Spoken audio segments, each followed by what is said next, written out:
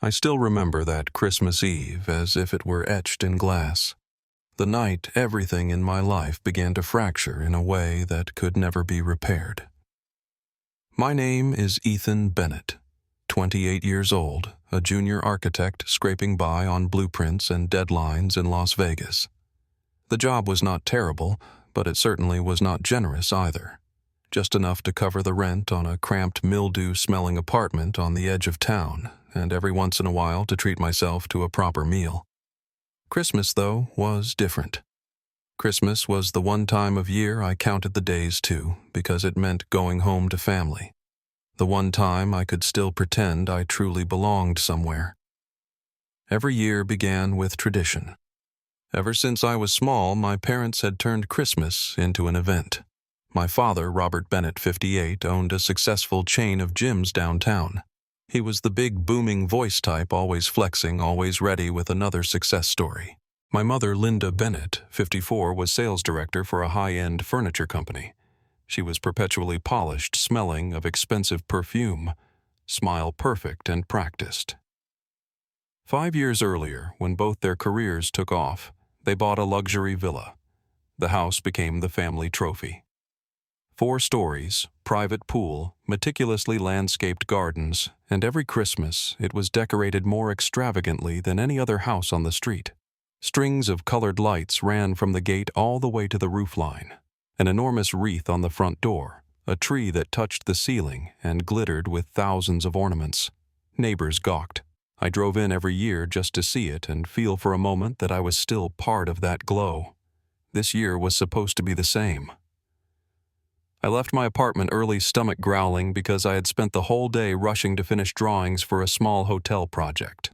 In the car, I played the usual Christmas songs, Jingle Bells Last Christmas, and smiled to myself. I pictured Mom scolding me for losing weight again, then pressing a plate of warm gingerbread cookies into my hands. Dad would clap me on the back hard enough to stagger me, ask about work, then launch into stories about his newest gym members. We would sit by the fireplace with mugs of hot chocolate. And for the first time all year, I would not feel alone. The highway was strangely empty. Las Vegas on Christmas Eve is usually busy, but tonight the air was unusually cold. Wind whistled through the cracked window. I slowed as I entered the wealthy neighborhood where the villa stood. From a distance, I searched for the familiar blaze of light. Every other year, the moment I turned onto the street, the whole place lit up like a private aurora. Tonight, there was nothing. I eased off the gas, then stopped completely in front of the gate. Darkness swallowed the entire house, not a single light on. No wreath, no twinkling strands, no glowing tree visible through the huge front windows, just the massive silhouette, looming silent in the night like an abandoned shell. My pulse quickened. I told myself they were pranking me, planning some big surprise. I gave a short honk, got out of the car. Cold air knifed through my thin jacket. I walked to the front door and rang the bell. The chime sounded clear and cheerful, but no footsteps answered. I rang again, then again. Silence. I called my father, rang through to voicemail. Same with my mother. I texted, "I am here." "Where are you guys?" "No rid receipt." I stood on the porch, hands in pockets, pacing. Dry leaves crackled under my shoes. The cold stopped being skin-deep. It sank into my bones. My mind spun worst-case scenarios. Maybe they had gone last-minute shopping. Maybe they had taken a trip and forgotten to tell me. Each passing minute fed the fear a little more. I called again, rang the bell. Again, circled the house, peering through windows, only thick darkness inside. An hour dragged by. I finally sank onto the front steps, back against a column staring at the empty street. Every neighboring house blazed with light. Faint Christmas music drifted over children, laughing, glasses clinking. And there I was, alone in the dark, outside my own family home. I stood up to leave, but a stubborn thought nagged. What if they were surprising me somewhere else? On the drive back, I went slower than usual. The radio kept playing cheerful songs. I turned it off because the joy felt mocking. Then, almost without thinking, I turned left instead of right, toward the old neighborhood. The neighborhood where I had grown up, where the little house at 59 Yucca Ridge Drive still stood the one my parents had left empty. Exactly 5 years earlier when they moved into the villa. They had called it not worth keeping. Too small, too old. Locked it up and hired someone to clean it once in a while. 16 years of memories reduced to a padlocked box. The swing Dad built by hand. The porch step where Mom waited after school. The saguaro in the front yard I once climbed for fruit and fell out of. Yet tonight I turned in like muscle memory. Like the kid in me still believed that if you got lost, you just went back to the old house and Mom and Dad would be there. The narrow street was still full of potholes. The old houses glowed warmly colored lights, wreaths, trees sparkling in windows. I smiled, despite everything. Maybe this year they wanted to do something big. Maybe they decided to come back here for a simple old-fashioned Christmas with the neighbors. Relive childhood memories. Surprise me. Retro-style Pure Bennett. Then I saw light. The old house number 59 was lit from the living room window. A soft yellow glow. Not the over-the-top Christmas blaze, but definitely someone was inside. My heart leapt into my throat. I sped up. Yes, they were waiting for me here. They had probably set up a cozy throwback dinner, just like the old days. But the closer I got, the more wrong it felt. No decorations in the yard, no wreath on the door, no tree, no jingle bells, not a single string of Christmas lights. Just that one weak ceiling bulb shining through the living room window, as if someone had flipped it on in a hurry and then rushed to do something urgent. I parked and stood frozen in front of the door. My hand trembled as I reached for the old brass knocker, the same one that always creaked when Dad came home late. 1,000 questions hammered inside my skull. What were they doing in there? Why had they not told me? Or was something very wrong? I swallowed hard. Heart pounding so loud I was sure it could be heard on the other side of the door. I pushed the door open, and for one heartbeat the world stopped turning. The familiar creak rang out exactly as I remembered, but this time it was not followed by the slap of Dad's slippers or Mom's scolding. Late again, Robert. Instead, a silence so thick settled in that I could hear my own heart hammering against my ribs. The single ceiling bulb cast a sickly yellow glow over the old living room. Nothing had moved in 16 years. The brown sofa frayed at one corner, the oak coffee table still bearing the crescent-shaped scratch I carved in 5th grade. The wall pendulum clock ticking steadily as if it had never paused. But the 3 people standing in the middle of the room, they did not belong in this picture at all. My father stood frozen on the threadbare rug. His face was the color of ash lips pressed so tight they had gone white knuckles bleached from clenching his fists. He wore a dark green dress shirt, no tie, top, 2 buttons undone like he had thrown it on in a hurry to get here. My mother stood beside the coffee table. She held a delicate porcelain teacup, the kind Grandma used to favor, and it nearly slipped from her fingers when she saw me. She staggered half a step back, eyes wide, mouth open but speechless. The forced smile twisting on her lips looked more frightening than tears. And seated at the dining table was a small figure.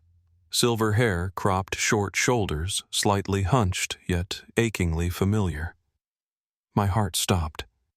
It was Grandma Margaret, the one who had moved to Canada with Uncle Stephen Dad's younger brother 12 years ago. The one I never thought I would see again here in this house in this moment. Grandma. The words scraped out of my throat raw with disbelief. She whipped around. Her eyes lit up as if someone had flipped a switch. Arms flung wide, voice trembling with emotion. Ethan! Oh heavens, my boy. I ran to her.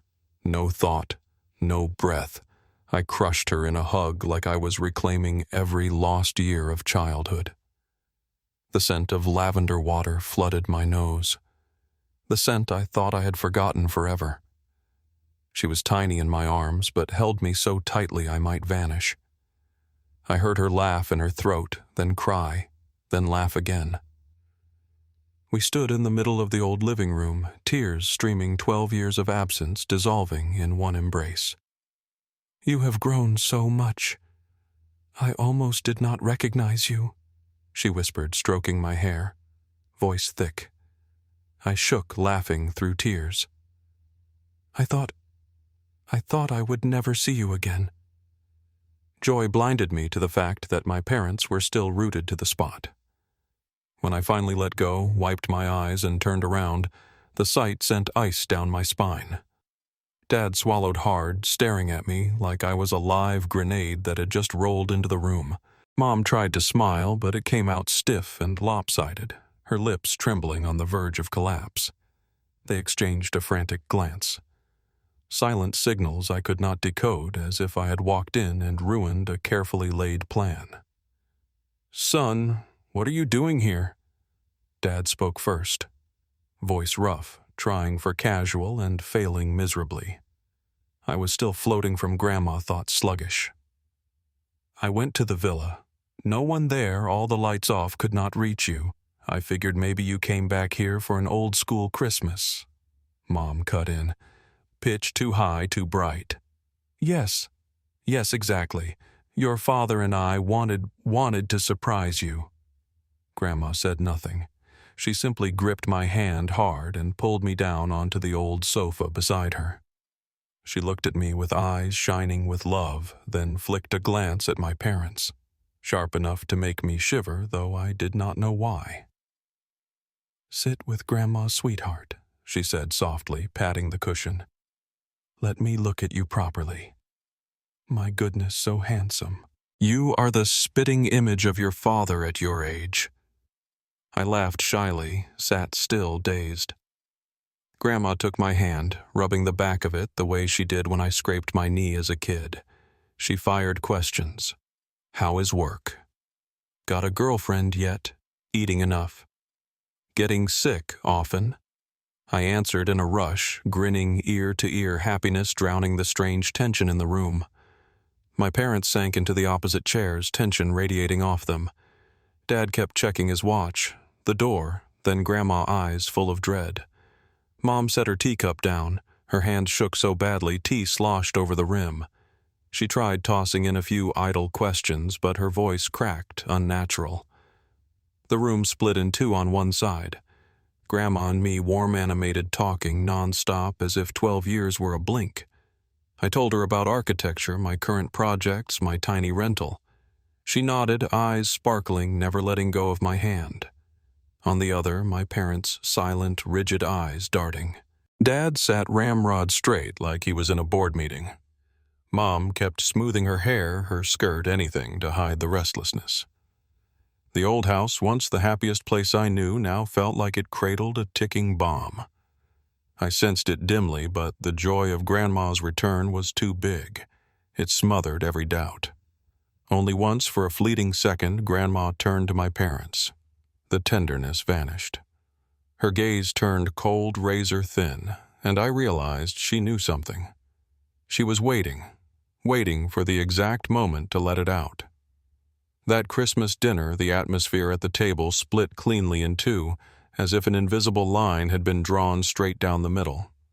On my side, Grandma and I talked and laughed without pause. She recounted the time I was 5, climbed a tree for fruit, fell flat on my back, and wailed until she picked me up. I told her about the summer after 7th grade when Mom and Dad took me to visit her at the old farmhouse before she moved to Canada. She taught me to fish in the nearby lake, and I caught the biggest catfish of the season. She bragged about it to the whole neighborhood. She threw her head back and cackled, slapping her thigh. "That is right. I still have the photo of that fish hanging on the wall in Montreal. You were so tiny, face sunburned red, hugging the rod like the fish might swim off with it." I laughed until my sides hurt, reminding her how she used to hide candy in her cardigan pockets. And every time I found it, she would pretend to be shocked. We went on like that, unearthing memory after memory. The endless summers, the holidays when she mailed gifts from Canada, the handwritten Christmas cards she sent faithfully every year until I grew up. I felt a strange warmth, as if the 12 lost years had never happened. Grandma never took her eyes off me. They glistened, and her hands stayed clasped around mine under the table. Across from us, Dad barely ate.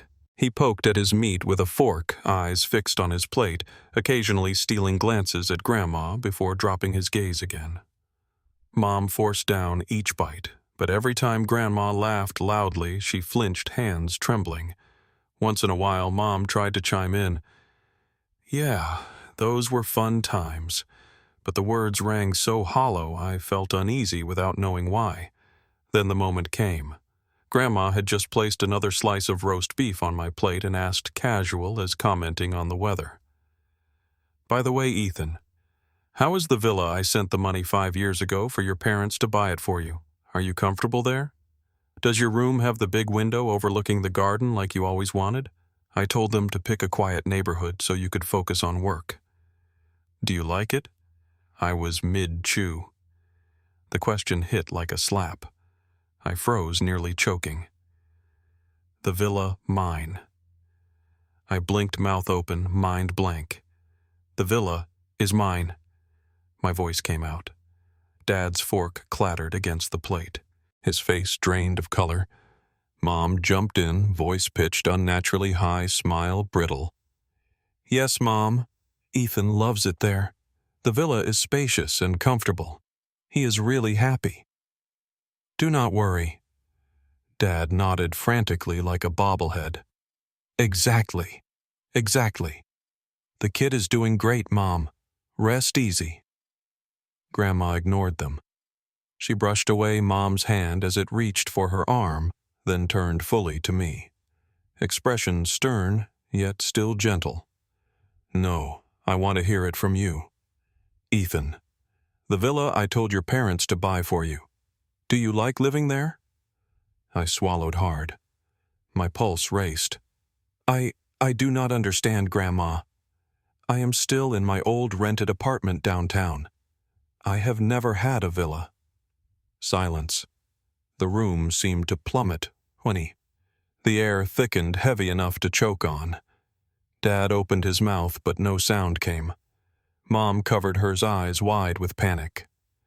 Grandma stared at me for several seconds, then slowly turned to my parents.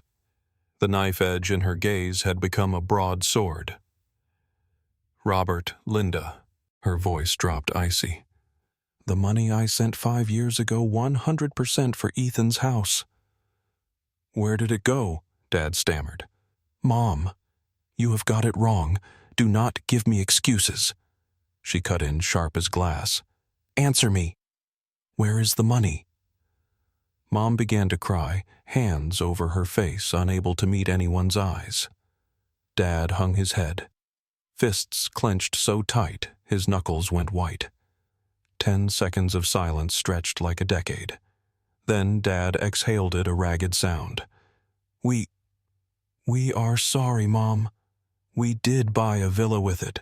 We thought we would give it to Ethan later, but for now you live in it. Correct? Grandma finished for him, voice low, but every syllable a stab. You hid it from my grandson for 5 years, left him in a miserable rental, working himself to the bone while that villa became your stage for showing off. I sat there, head spinning. The villa I only entered on holidays, the villa they bragged about to everyone. The villa I used to think someday I will earn one just like it had been mine for 5 years. I looked at my parents. They could not look back. Mom sobbed into her hands. Dad's shoulders shook. Everything inside me shattered. For 5 years I had pulled all-nighters on projects in a cramped apartment with peeling walls and leaky pipes, pouring every paycheck into rent and bare survival. For 5 years I had believed they bought the villa with their own business success, and I was proud of them for it. For 5 years I had swallowed loneliness every holiday, feeling like a guest in the house that was supposed to be mine. It had all been a lie. A 5-year lie. I turned to Grandma. She was staring at my parents, eyes blazing with pain and fury. Then she faced me, placed her hand over mine, voice softening but firm. "I am sorry, sweetheart. I did not know. I thought you had been living there all this time. I sent the money.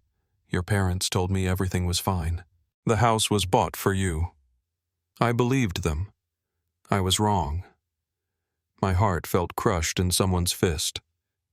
I looked at my parents, the people I had thought were just a little distant, a little busy, and for the first time in my life, I saw strangers. They looked stripped bare in front of Grandma and me. Then Grandma set her knife and fork down on the table. The soft clink rang out like a judge's gavel. She stared straight at my father, voice low but so cold it raised goosebumps on my arms, even though the look was not meant for me. "Robert." "Linda, listen carefully." She spoke slowly, every word deliberate. "Starting tomorrow, you will begin the process of transferring full ownership of the villa to Ethan Bennett. All of it. Not 1 centimeter of land, not 1 brick missing. Within 1 week, the paperwork must be clean, legal, and final. No more tricks. If after 7 days the title is not in my grandson's hands, I will hire the best lawyer in Nevada and sue you both for fraud, misappropriation of funds, and breach of designated use. I have every bank transfer, every text message, every promise you made me over the last 5 years. So do exactly as I say, or do not blame me for what comes next." Dad opened his mouth. No sound came. His face was chalk-white lips trembling. Mom burst into open sobs, hands pressed to her face, shoulders shaking in waves. No one argued. There was nothing left to argue with. Grandma stood pulling me up by the hand. "Let us go, Ethan. I will not stay another second in this house of lies." I rose like a robot, legs unsteady. She held my hand firmly and led me to the door. I looked back once. My parents still sat at the cold Christmas table like 2 candles snuffed out by wind. No one spoke, not a single apology. Only Mom's crying and Dad's heavy, defeated sigh. The old wooden door creaked one last time and shut behind us. The desert night wind bit sharp and cold, but Grandma's hand was warm. She stepped down the porch stairs, back straight, chin high. I opened the car door for her. She settled into the passenger seat, buckled up, then turned with a tired but resolute smile. "Drive me to dinner, sweetheart. Somewhere really good, really fancy. It is Christmas. We deserve joy." I drove in a daze, mind buzzing. She told me to head downtown to the Gilded Lantern, a 2 Michelin-star restaurant I had never dared enter. I pulled up front. The valet rushed out. Grandma stepped onto the curb, silver hair catching the wind, wearing her old cardigan but walking like royalty. The staff bowed, led us to a corner table with a panoramic view of the city glittering in Christmas lights. The menu was endless, the prices dizzying, but Grandma ordered without hesitation. Foie gras Wagyu beef, a 40-year-old red wine creme brulee with hot caramel sauce. When the sommelier poured the wine, Grandma raised her glass and gently touched mine. "To the years stolen from you and to the days ahead that will finally be yours." I nearly cried right there in the 5-star dining room, but she smiled, dabbed my eyes with the linen napkin, then launched into funny stories from Canada until I laughed so hard my stomach hurt. We ate, drank, laughed, took photos. She posted one online with the caption, "First Christmas in 12 years, with the most beloved grandson in the world." It was the first Christmas dinner where I truly felt loved. Afterward, I assumed she would want a luxury hotel.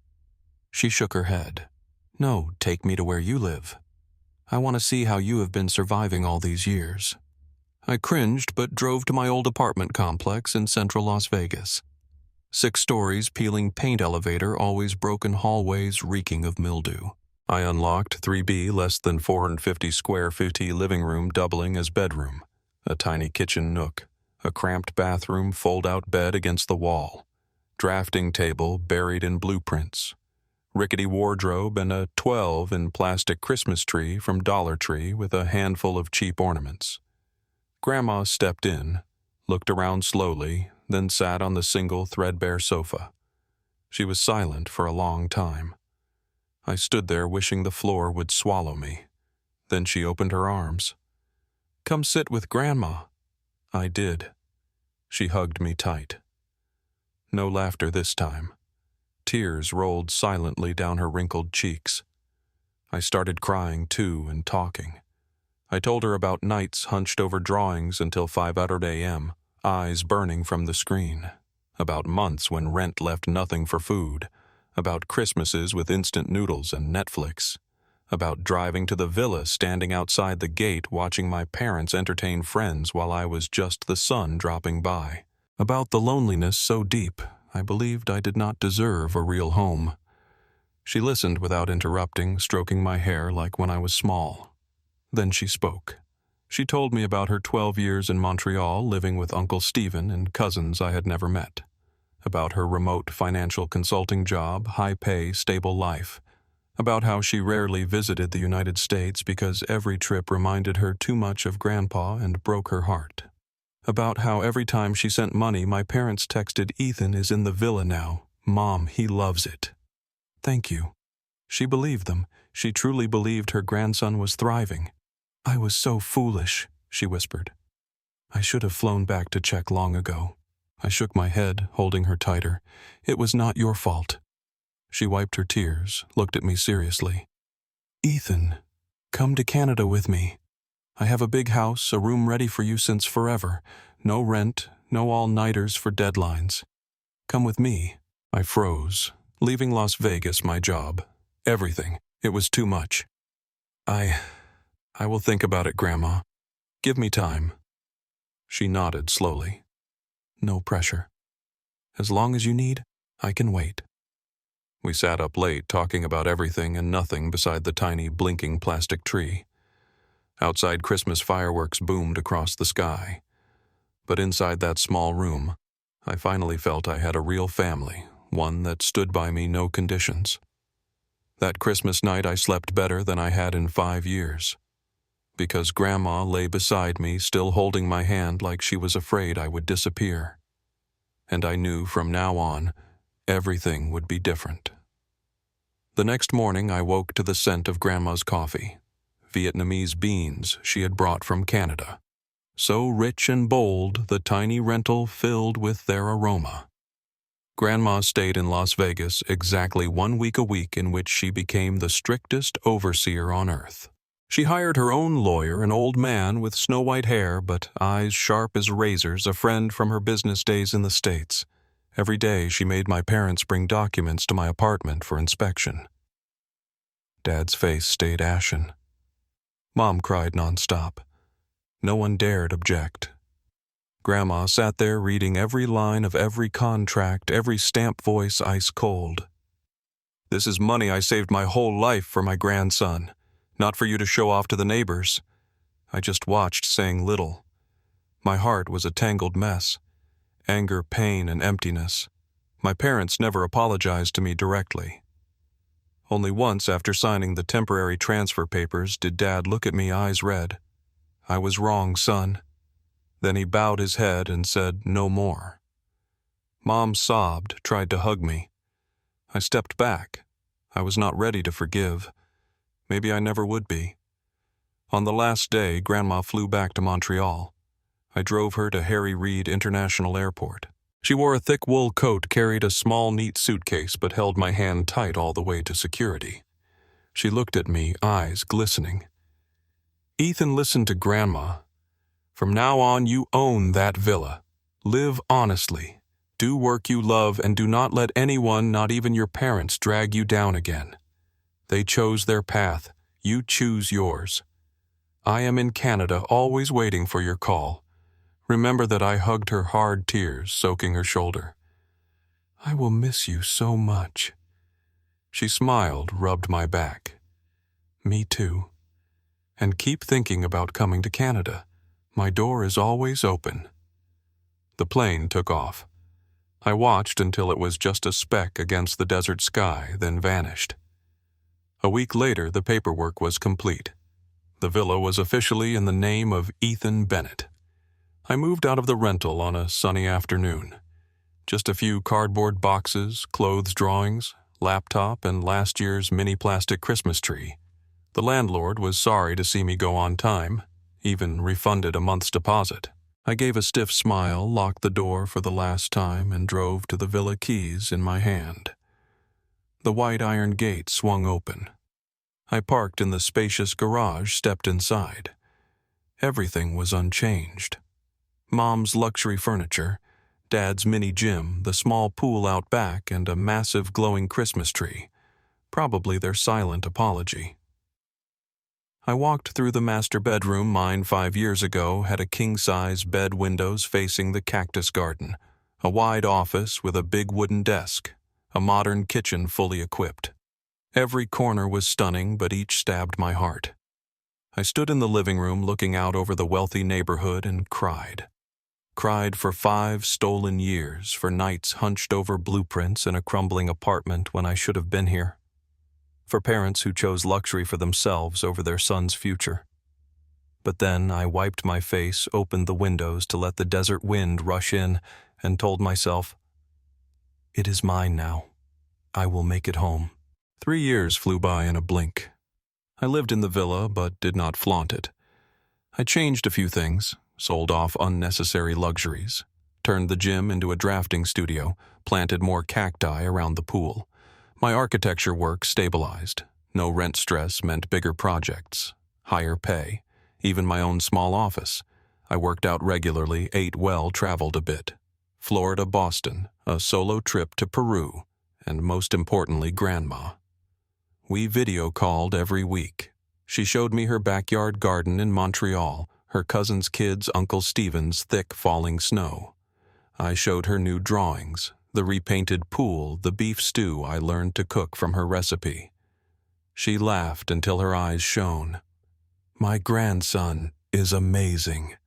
Come here, and I will teach you Vietnamese pho." I still hesitated about moving to Canada. Work was good friends in Las Vegas, and I was not ready to cut all ties. But every time she asked, my heart leaned a little more toward Montreal. Until one November afternoon, 2 years after that fateful Christmas, I was in the studio revising plans for a new hotel when my phone rang. Unknown number, Canadian area code. I answered, thinking Grandma had changed phones. "Ethan," a low, trembling male voice. "Uncle Stephen, Dad's younger brother, whom I had only seen in photos." "Uncle Stephen." "What is wrong?" Silence. Then his voice broke. "Ethan, Margaret. She is very sick. Her health is failing fast. The doctors say she does not have much time. She keeps calling your name. Can you fly here?" My heart skipped. I do not remember how I replied. I just remembered jumping up, hands shaking so badly I dropped my coffee mug. It shattered. I asked for leave immediately. My boss, kind as ever, gave indefinite unpaid time. I booked the earliest flight, price be damned. I threw clothes into a suitcase, grabbed passport and wallet, even forgot my laptop. It was the longest flight of my life. I sat by the window watching clouds drift, tears falling without stop. Images flooded back. Grandma smiling in the restaurant, hugging me in the dingy apartment, holding my hand at the airport. The plane landed at Montreal Trudeau International Airport past midnight. Bone-chilling, cold, light snow falling. I took a cab straight to the Central Hospital. Uncle Stephen had texted the address. The whole ride I prayed, begging her to hold on. I ran through the hospital corridors, antiseptic smell thick. Uncle Stephen stood outside the ICU, gaunt eyes red. He hugged me hard. "You made it. She has been waiting." I pushed the door open, and the world collapsed. Grandma lay there on the white bed tubes everywhere, oxygen in her nose, machines beeping steadily. Her face was sunken cheeks, hollow silver hair, thin skin, paper pale. Gone was the fierce, sharp woman from that Christmas night. Only a tiny, fragile old lady remained. Like a candle about to go out, I fell to my knees beside the bed, took her hand, ice cold, so thin I feared I would break it. "Grandma, Grandma, it is me." Her eyes fluttered open. The blue still shone, though faint. She looked at me, lips moving, tears rolling. "Ethan, my boy, you came." I sobbed, head on her hand. She was the only person who ever believed in me unconditionally, protected me with her life. And now she lay here, barely breathing. I did not know how much longer she had, but from that moment, I knew I would not leave her side again. I stayed in Montreal for 3 straight weeks. Work the Villa Las Vegas. Everything was shoved to the back of my mind. I only left the hospital to shower at Uncle Stephen's place, 10 minutes away, then rushed right back. The hard vinyl chair beside her bed became my mattress. I learned to read the ventilator numbers, change fluid bags with the nurses, wipe her down with warm cloths without causing pain. Every time her eyes cracked open, even a sliver, I grinned huge. "It is me, Grandma. I am not going anywhere." Her strength faded day by day. Her voice shrank to whispers, but her eyes stayed bright. Bright enough that I dreaded the day they would go dark. She could not eat any more, only sipped water through a straw I held. Some days she was lucid for a full hour, gripping my hand tight, voice weak, but every word clear. Ethan listened to Grandma. I leaned close, swallowing tears. "Live right, you hear? Do not change who you are for anyone. Be the best architect. Design houses where people walk in and feel warm. Do not let the past hold you back. What your parents did, that is their mistake, not yours. You deserve a beautiful, happy life, and you have to value yourself first." I nodded frantically, tears soaking the sheet. "I know you still love your parents. Blood is blood, but sweetheart, if a relationship, even with parents, only brings hurt, you have to be strong enough to cut it off. Not out of hate, but to protect yourself. I do not want to see you hurt again." I clutched her hand, whispering, "I know, Grandma. I promise." She gave a faint smile, then looked toward the door, as if seeing Uncle Stephen in the hallway. "Stephen will handle all the paperwork for you. There is a letter. When I am gone, he will give it to you. Read it alone. Okay?" I nodded, afraid to ask what it said. I just knew she had prepared it long ago. In her final days, she slept more. I sat holding her hand, retelling every memory. The Christmas night she appeared like magic, our 5-star dinner. The first time I turned on the villa pool and nearly cried from joy. She listened sometimes, smiling in her sleep. Then one December afternoon, snow falling thick outside the window. She woke fully for a while. She looked at me a long time, eyes shining. She squeezed my hand as hard as she could, barely a twitch. "Ethan, I love you so much." Before I could answer, her hand went slack. The monitor let out a long beep. Nurses rushed in. Doctors rushed in. I was pushed into the hallway. I collapsed to the floor, sobbing like a child. Uncle Stephen ran over, hugged me, crying himself, but whispered, "She went peacefully, Ethan. She waited for you." I do not remember going back in. I just remember lying face down on the bed, clinging to her throat, raw from crying.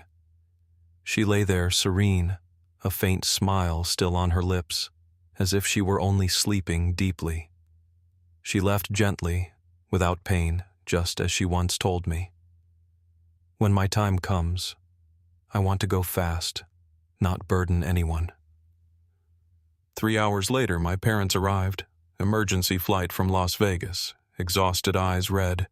Dad burst into the room, saw her still form, then spun around and unleashed fury at Uncle Stephen in the hallway. "Why did you not call sooner, Stephen? Why wait until Mom was gone to tell me? You did this on purpose." Mom wailed, tugging his arm. "Robert, calm down." Uncle Stephen stood stone-faced, voice low but firm. This was Mom's wish. She was clear. Only Ethan in her final days. Call you only after she passed. She said she did not want you to see her weak. Dad froze. He opened his mouth to argue, but nothing came.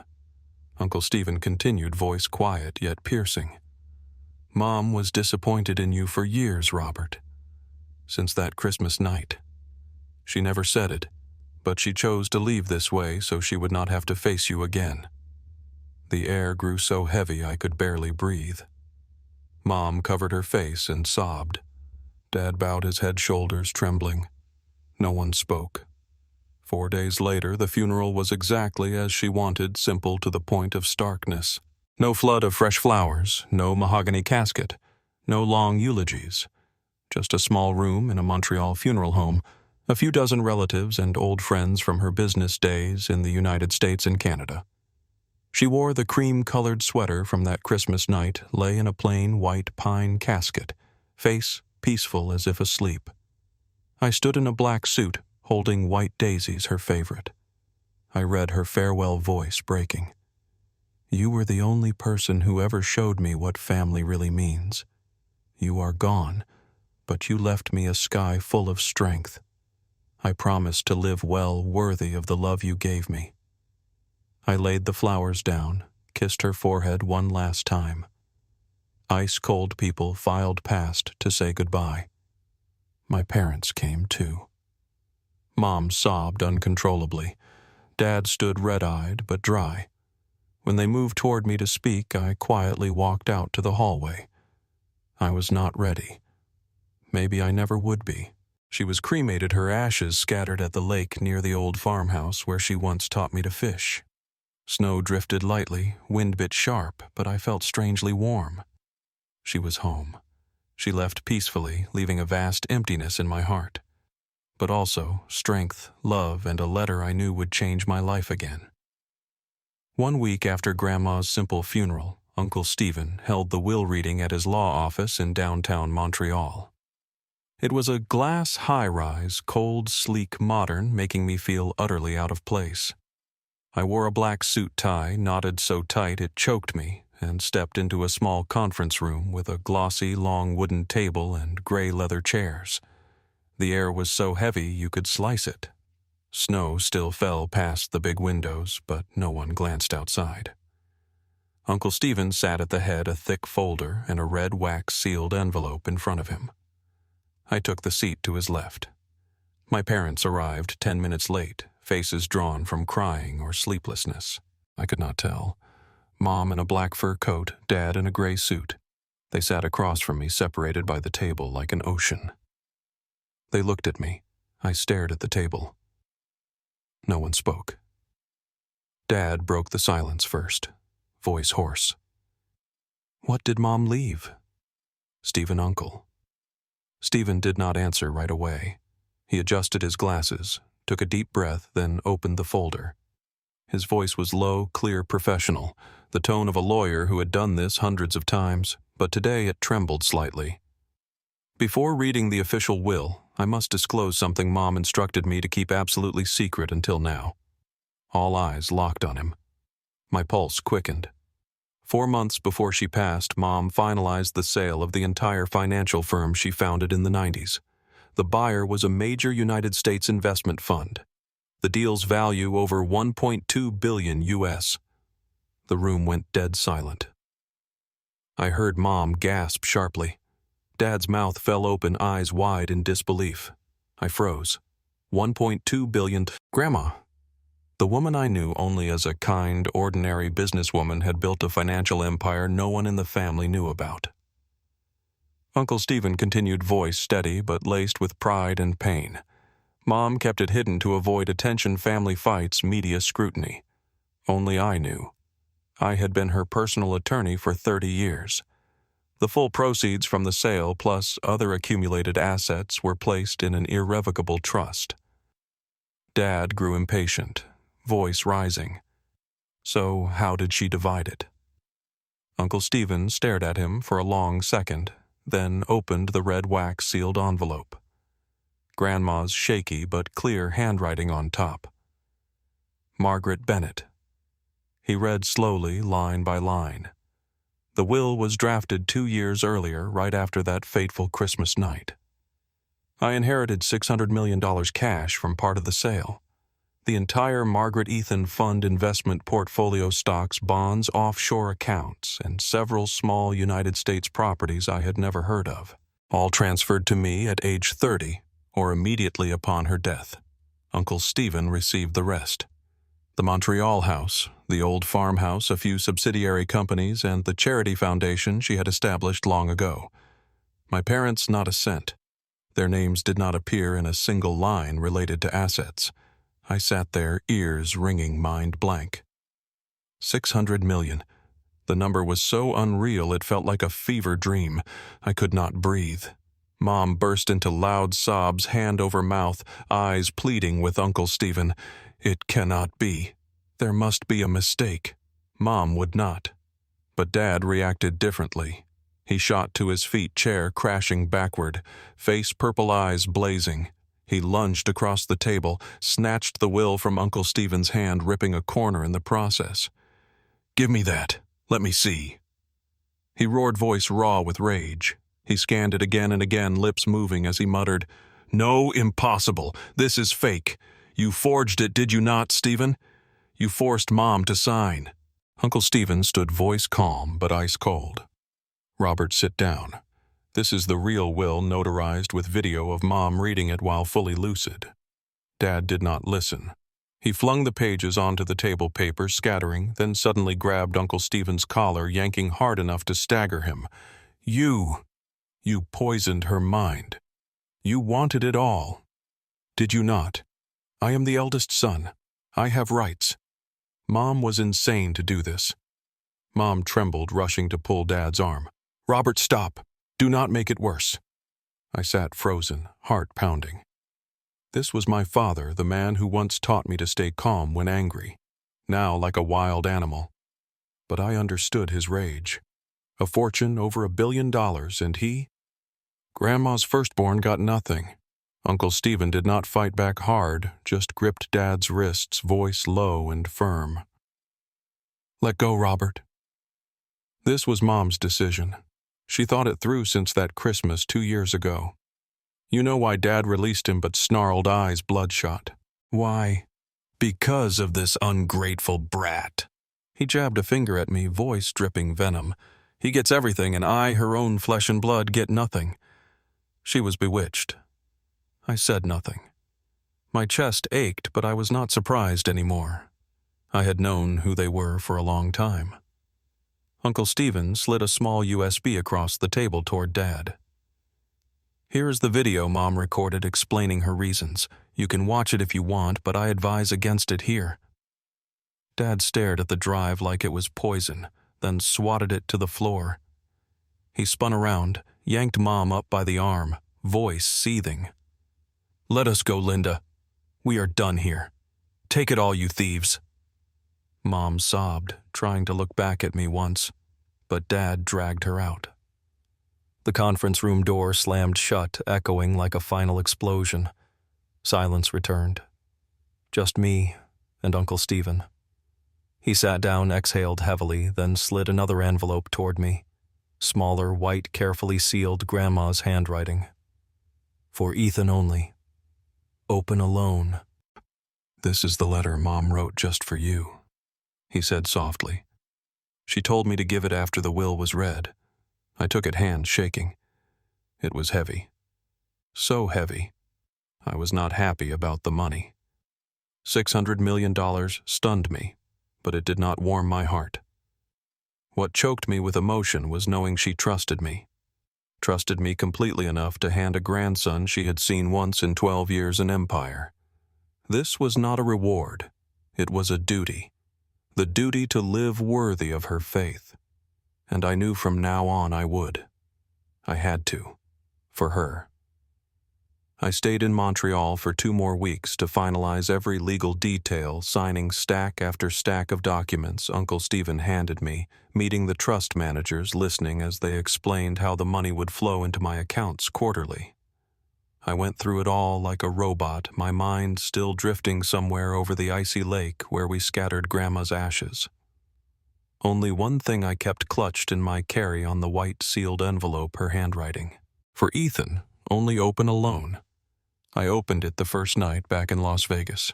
The villa was vast, silent enough to hear the refrigerator hum. I sat in the living room, turned on just one floor lamp, and took the same sofa Grandma had sat on that Christmas night. Hands trembling, I tore the envelope. Inside, a 3-page handwritten letter, her script still firm, though written 8 months earlier, and a thick, hard-bound dossier tied with red paracord. I read the letter first. My dearest grandson, if you are reading this, I am gone, and you know the full truth about the estate. I will not apologize for leaving you this burden, because I know you are strong enough to carry it. But I must warn you, your parents will not let it rest. They will come. They will sweet-talk, beg, cry, and when that fails, they will turn vicious. I know them better than you think. In this dossier is everything I gathered over more than 25 years. Embezzlement from Grandpa's old company. Tax evasion from 2008 to 2012. Misuse of money I sent multiple times before. And the villa purchase that was meant for you. Bank transfers, statements, even secret recordings of them admitting it. Enough to put them both in prison if I had wanted. But I did not want revenge. I wanted to protect you. If they pressure you, show them this dossier. Just the cover will silence them. Do not soften. Do not pity. You owe them nothing. They stole 5 years of your life, your trust, the childhood I tried to repay. Now it is time to protect yourself. I am not beside you anymore, but I am here in every right choice you make. Love you beyond measure. Your Grandma, Margaret. I folded the letter, hands ice cold, then opened the dossier. Hundreds of pages meticulously ordered by date. Transfer receipts with Dad's signature. Mom's emails to a Swiss bank. Even a small USB in the back cover. Dad's voice crystal clear. Mom is old. Just tell Ethan he is in the villa and he will believe it. No need to transfer title early.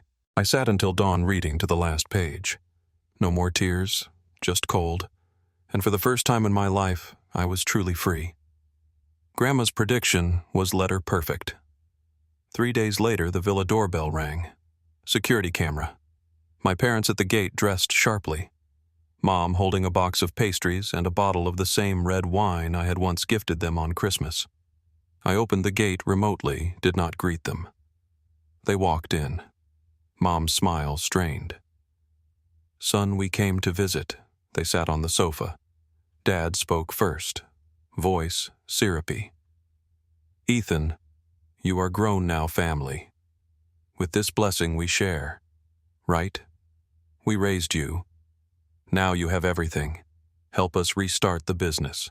Call it filial piety. Mom chimed in, eyes fake glistening. Exactly, dear. We are old. Just around 60 million, nothing compared to your 600 million inheritance. Family sticks together. Does it not? I looked at them, inhaled deeply, and said, calm level. No, I am not sharing anything. This was Grandma's wish, and I honor it. The air froze. Their smiles vanished. Mom blinked rapidly, stunned. Dad's face flushed, voice shaking. Then the mask dropped. Dad leapt up, finger jabbing at my face, roaring.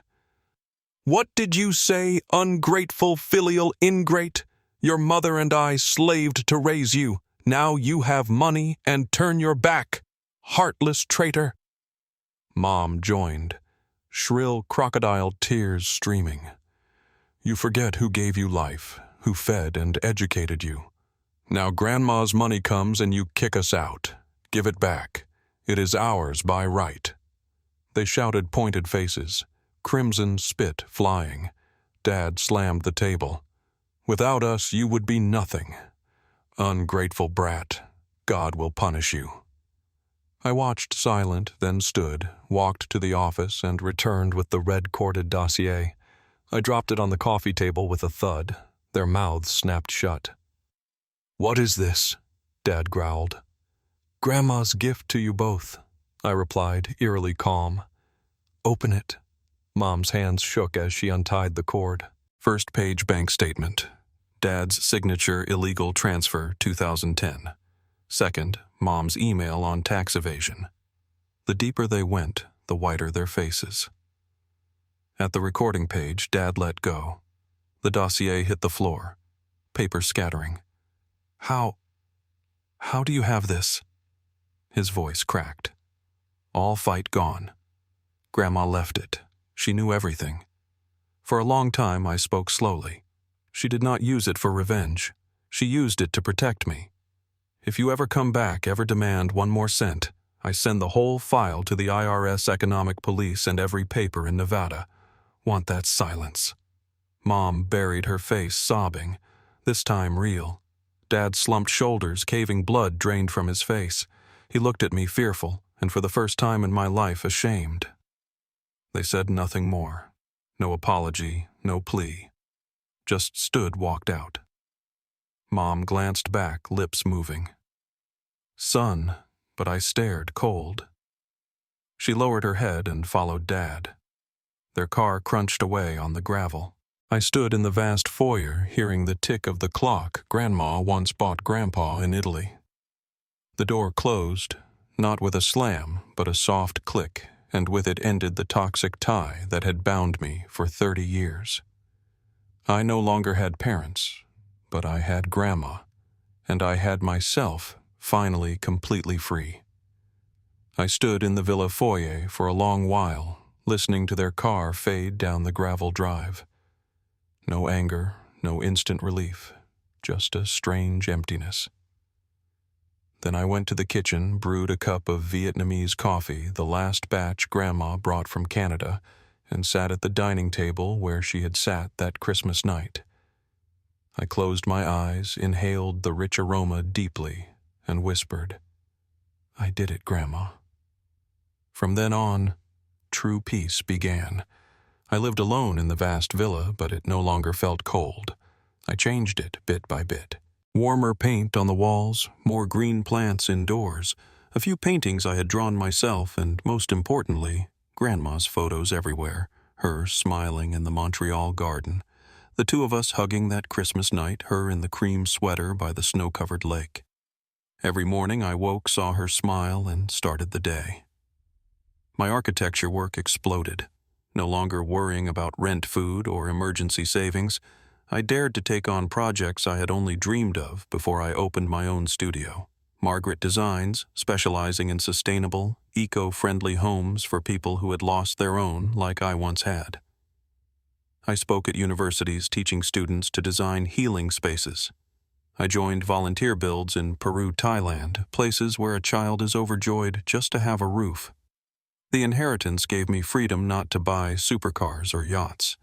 I still drove my old Ford Escape because it had been with me through the hard times, but freedom to choose what I wanted to do. I flew to Montreal, quarterly stayed at Uncle Stephen's, visited Grandma's grave, scattered white daisies on the lake. I learned meditation yoga, how to cook her favorite dishes. I jogged every morning along the cactus-lined road. Worked out not to show off, but to stay healthy, to live long, to make her proud. I took time to heal. Some nights I sat on the rooftop watching desert stars, rereading her letter, crying alone. Not from pain, but gratitude. I learned to forgive, not them, but myself.